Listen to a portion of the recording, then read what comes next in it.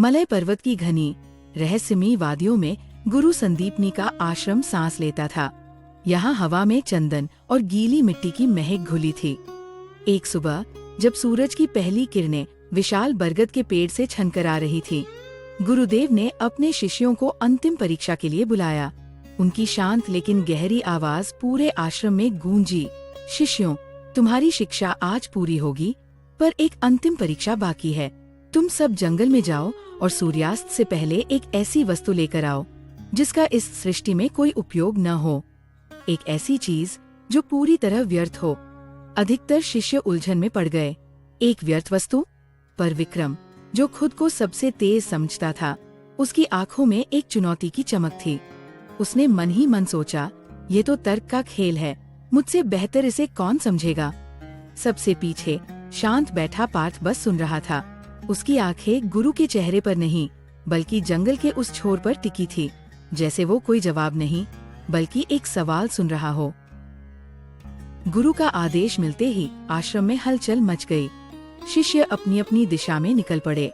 विक्रम एक पल भी नहीं रुका। वह आत्मविश्वास से भरा हुआ जंगल के सबसे घने हिस्से की ओर ऐसे चला जैसे कोई राजा अपने राज्य का मुआयना करने निकला हो। उसकी चाल में अपनी बुद्धि पर अटूट विश्वास झलक रहा था। पर पार्थ वहीं जंगल के मुहाने पर खड़ा रहा। बाकी शिष्य उससे आगे निकल गए, पर उसने अपनी आंखें बंद कर ली। उसने एक गहरी सांस ली, जैसे हवा में घुली हर गंध को, हर ध्वनि को अपने अंदर उतार लेना चाहता हो। वो जंगल से कुछ लेने नहीं जा रहा था, वो जैसे जंगल से प्रवेश की अनुमति मांग रहा था। उसकी ये खामोशी, ये ठहराव, उसकी खोज का पहला कदम था। वह किसी वस्तु की नहीं, किसी समझ की तलाश में निकला था। बाकी दुनिया के लिए वो पिछड़ रहा था, पर अपनी यात्रा में उसने अभी अभी पहला कदम उठाया था। विक्रम को ज्यादा देर नहीं लगी। उसकी तेज नजरें जंगल को छान रही थी, हर चीज को उपयोगिता के पैमाने पर तौल रही थी।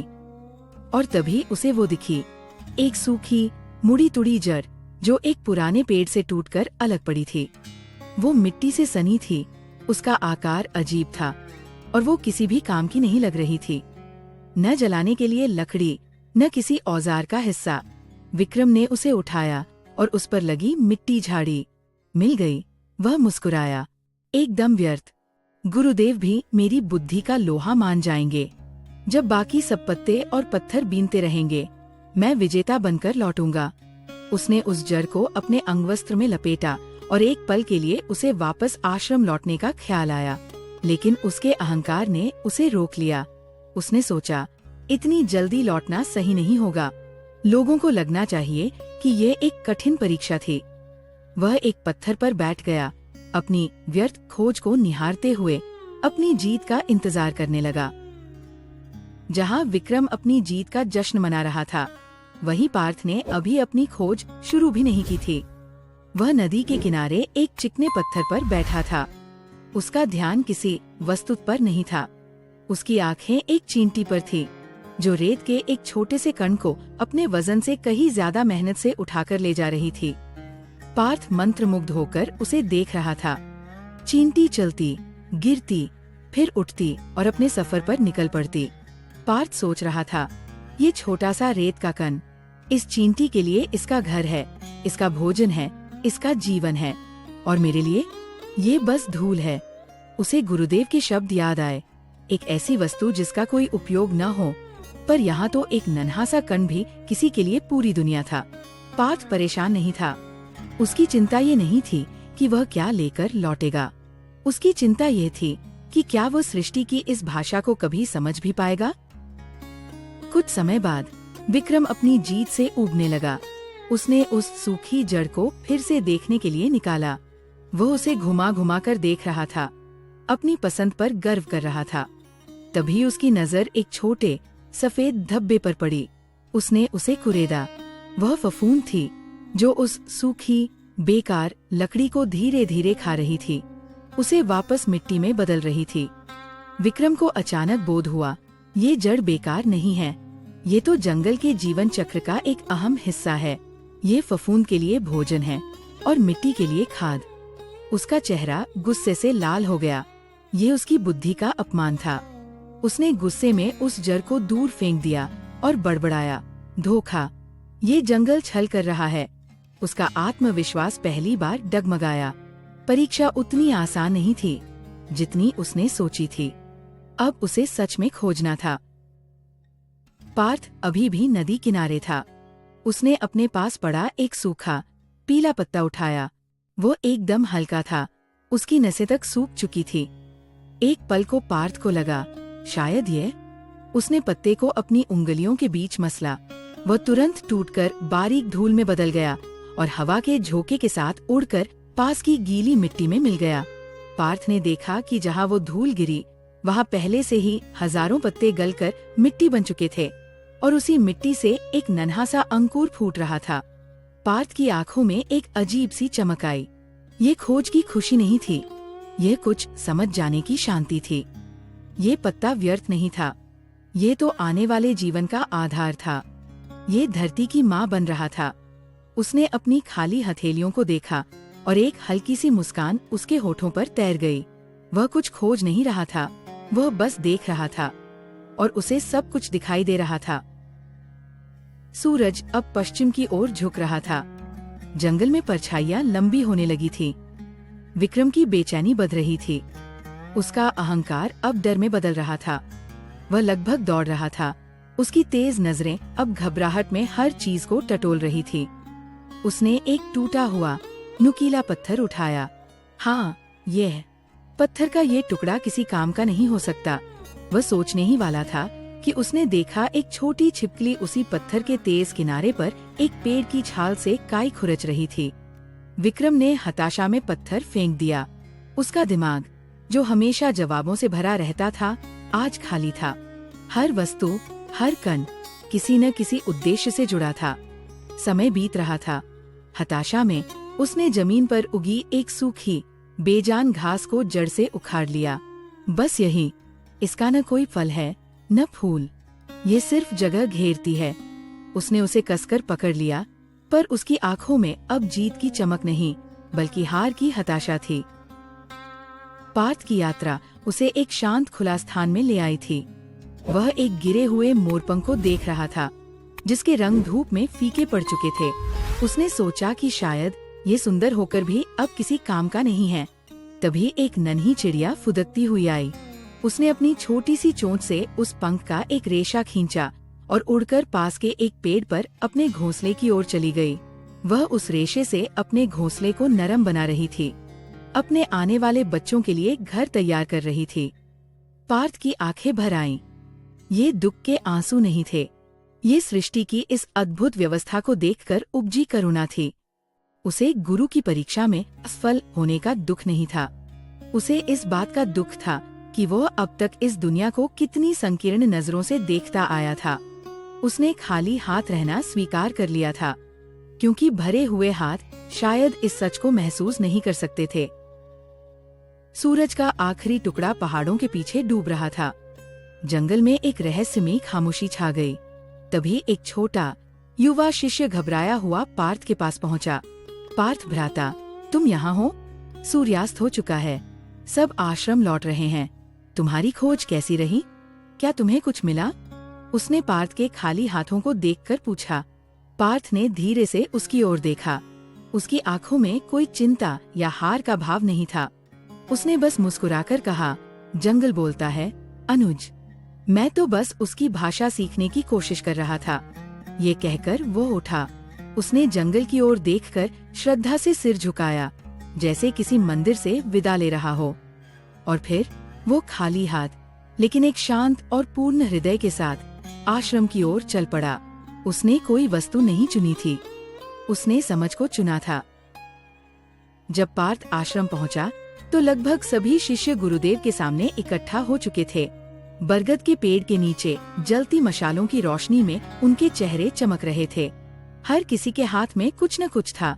कोई टूटा हुआ घड़ा लाया था, कोई बिना फल की टहनी, कोई घिसा हुआ पत्थर।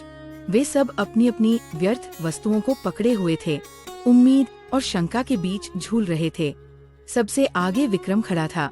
उसकी मुट्ठी में वो सूखी घास थी और उसके चेहरे पर एक तनावपूर्ण आत्मविश्वास था। तभी सबने पार्थ को आते देखा। वो धीरे धीरे चल रहा था। उसकी चाल में कोई जल्दी नहीं थी। जब वह मशाल की रोशनी में आया तो सबका ध्यान उसके खाली हाथों पर गया। एक फुसफुसाहट सी फैल गई। पार्थ खाली हाथ है। वह परीक्षा से पहले ही हार गया। विक्रम के होठों पर एक हल्की व्यंग्य भरी मुस्कान आ गई। उसे लगा एक प्रतियोगी तो अपने आप ही बाहर हो गया। गुरु संदीपनी ने अपनी आंखें खोली। उनकी नजर सब पर से गुजरती हुई विक्रम पर आकर रुकी। विक्रम, तुम आगे आओ, बताओ तुम क्या लाए हो। विक्रम पूरे आत्मविश्वास के साथ आगे बढ़ा। उसने वो सूखी घास गुरु के चरणों में रख दी और बोलना शुरू किया। उसने तर्क और शास्त्रों का हवाला देते हुए एक लंबा प्रभावशाली भाषण दिया। गुरुदेव, ये सूखी घास है। ये न पशुओं का चारा बन सकती है, न इससे कोई झोपड़ी बन सकती है। ये जमीन से पोषण तो लेती है, पर बदले में कुछ नहीं देती। ये बस उगती है, सूखती है और खत्म हो जाती है। अपनी संरचना में, अपने उद्देश्य में ये पूरी तरह से निरर्थक है। उसके तर्क अकाट्य लग रहे थे। शिष्यों ने प्रशंसा में सिर हिलाया। विक्रम सिर झुकाकर खड़ा हो गया। उसे अपनी जीत का पूरा यकीन था। गुरु संदीपनी ने घास को देखा, फिर विक्रम को। उनके चेहरे पर कोई भाव नहीं था। वे बस खामोश थे और उनकी ये खामोशी किसी भी प्रशंसा या फटकार से ज्यादा भारी थी। गुरु की खामोशी से बेचैन होकर विक्रम ने सिर उठाया। तभी गुरु ने अपनी नजरें उठाईं और भीड़ में सबसे पीछे खड़े पार्थ को देखा। पार्थ, अब तुम आगे आओ। पार्थ धीरे धीरे आगे बढ़ा और गुरु के सामने आकर झुक गया। उसने अपने खाली हाथ जोड़ लिए। गुरुदेव, मैं आपकी परीक्षा में असफल रहा। मैं खाली हाथ लौटा हूँ। आश्रम में एक सन्नाटा छा गया। विक्रम की मुस्कान और चौड़ी हो गई। गुरु ने शांत भाव से पूछा, क्यों पार्थ, क्या तुम्हें पूरे जंगल में एक भी व्यर्थ वस्तु नहीं मिली? पार्थ ने नजरें उठाकर सीधे गुरु की आंखों में देखा। उसकी आवाज में दुख नहीं, बल्कि एक गहरी शांति थी। मैंने हर कण को देखा गुरुदेव। सूखी पत्ती खाद बनकर धरती की माँ बनती है। टूटा पत्थर किसी जीव का सहारा बनता है और धूल का कण भी हवा का अंग बनकर जीवन का संदेश देता है। मैंने बहुत खोजा, पर मुझे कुछ भी निरर्थक नहीं मिला। इस सृष्टि में कुछ भी व्यर्थ नहीं है। पार्थ के शब्द जैसे ही खत्म हुए, गुरु संदीपनी के चेहरे पर एक तेज निर्मल मुस्कान खिल उठी, जैसे सुबह का सूरज निकलता है। वह अपने आसन से उठे और अपना हाथ पार्थ के कंधे पर रख दिया। उनकी आवाज में अब एक पिता का गर्व था। उन्होंने सभी शिष्यों को संबोधित करते हुए कहा, बाकी सब मेरे लिए एक वस्तु लेकर आए हैं। कोई जड़, कोई पत्थर, कोई घास, पर पार्थ मेरे लिए सत्य लेकर आया है। उन्होंने विक्रम की ओर देखा। जिस सूखी घास को तुम व्यर्थ समझ रहे हो, विक्रम, उसके बीज हवा के साथ उड़कर दूर दराज के मैदानों को हरा भरा करते हैं। ये भी जीवन देती है। ये सुनते ही विक्रम का चेहरा सफेद पड़ गया। उसके अहंकार का किला एक पल में ढह गया। उसने अपनी सूखी घास को देखा और फिर पार्थ के शांत चेहरे को। उसकी आंखों में अब ईर्ष्या नहीं, बल्कि विस्मय था। गुरु ने घोषणा की, असली परीक्षा किसी वस्तु को खोजने की नहीं थी, बल्कि दृष्टि को पाने की थी। ये समझने की थी कि सृष्टि में हर चीज का एक मूल्य है। आज केवल पार्थ इस परीक्षा में सफल हुआ है। आज इसकी शिक्षा पूर्ण हुई। उस रात के बाद आश्रम बदल गया, या शायद बस उसे देखने का नजरिया बदल गया था। अब पार्थ सबसे पीछे नहीं बैठता था। वह गुरु के पास बैठता, खामोशी से सुनता, और उसकी मौजूदगी ही एक पाठ बन जाती। दूसरे शिष्य अब उससे सलाह लेने आते थे।